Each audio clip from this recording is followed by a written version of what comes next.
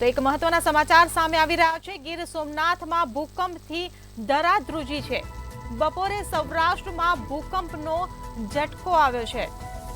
તો ફરી એકવાર ભૂકંપ સામે આવ્યો છે। 1 ને 10 કલાકે ભૂકંપના આંચકા અનુભવાયા છે। 4 મિનિટમાં 2 વાર ભૂકંપનો આંચકો અનુભવાયો છે।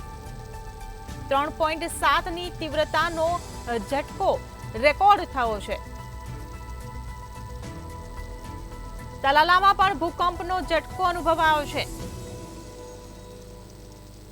તો બપોરે સૌરાષ્ટ્રમાં ભૂકંપ આવ્યો છે। બપોરે સૌરાષ્ટ્રમાં ભૂકંપનો ઝટકો અનુભવાયો છે। 1 ને 10 કલાકે ભૂકંપના આંચકા અનુભવાયા છે। તો 4 મિનિટમાં 2 વાર ભૂકંપનો આંચકો અનુભવાયો છે।